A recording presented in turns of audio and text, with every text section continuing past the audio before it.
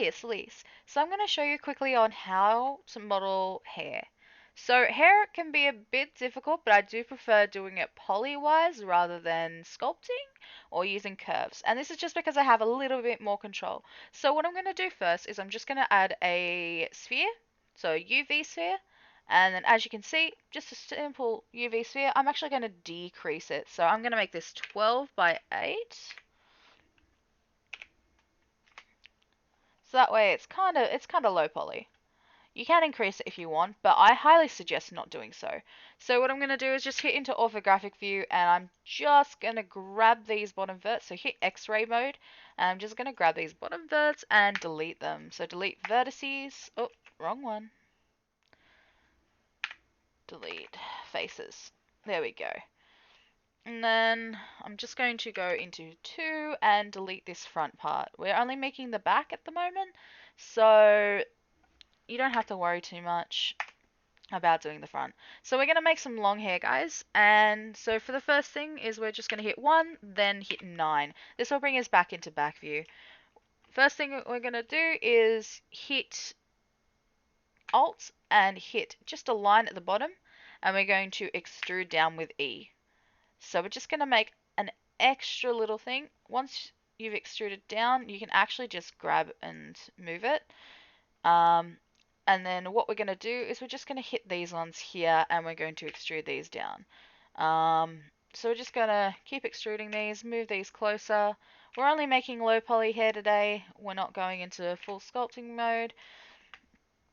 And honestly, it's pretty simple. I'm going to create a point right here. Whoops. Select those both, scroll in.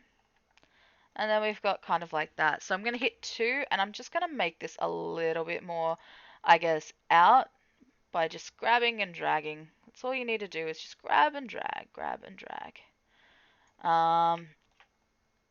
So now you've got like that back point.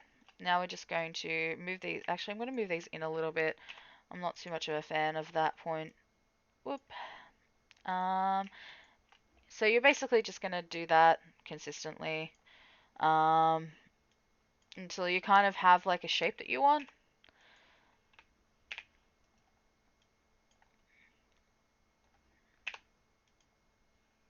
I try and stick like 3 polygons, that sort of thing.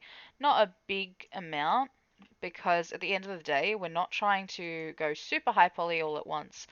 I think going too high poly at the start is going to cause a lot more problems than if we go lower poly. You can, in fact, just make these the way that it is. I'm going to actually increase that sizing a little bit. It doesn't matter so much about this side because I'm actually going to duplicate over 2. So, whoop, whoop, whoop. Grab these, move these out. Grab these and move these out. Grab that like that. So this is just very, very low poly hair. It's not the best at this point, but you'll see why I'm doing it so low poly in a minute.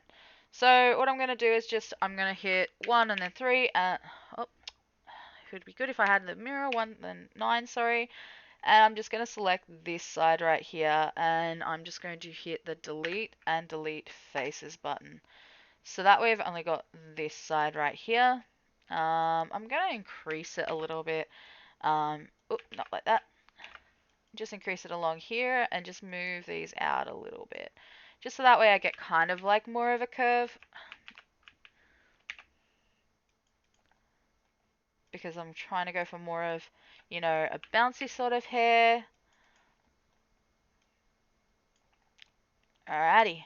So next thing we're going to do is we're just going to hit this. As you can see, it's like that. We're going to hit shade smooth. So this will make it smooth. Hit 1 and then add modifier, and we're going to hit mirror. So now we've got it mirrored. We're just going to hit clipping so that way it merges in the center. Next thing we're going to do is we're going to head in here and we're going to unwrap it first before we do anything else. unwrapping is super critical right now. So what we're going to do is just hit these edge loops that have, you know,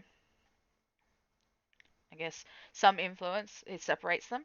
And we're just going to hit UV and then mark seam.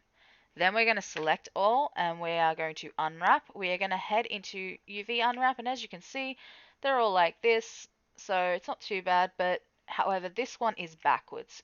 So I want to just make sure that they're all in line correctly before putting that. So I'm just going to be good that if I selected that one, there we go. And I'm just going to hit rotate, and I'm just going to rotate this around and move this over here. It is really important that you do your UVs first before doing anything else, because that will allow you a flat surface to modify. Next thing we're going to do is head into modeling once you've unwrapped it. So my unwrap, I'm satisfied with that.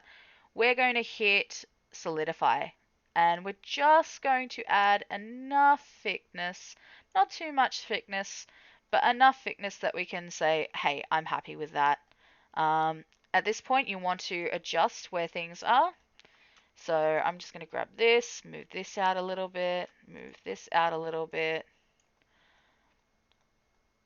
Obviously, this hair isn't so great because it is very low poly. There's a bit of gaps. I'm just going to increase these gaps a little bit. You can obviously add more hair strands. No issues with doing that. It's more so this is just a basic low poly that I can show you on how to do this efficiently. In there like that. But this is super quick, super simple to do. It's not going to require much effort as far as I'm aware.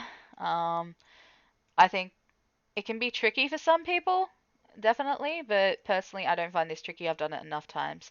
And that's the whole thing. Doing repetitive motions and repetitive things always helps, and it allows you to become more proficient in what you're doing. So I highly suggest that you keep trying and don't give up. That's a big thing, is not giving up. So at this point I've got, basic shape down. I'm actually going to add a subdivision surface layer.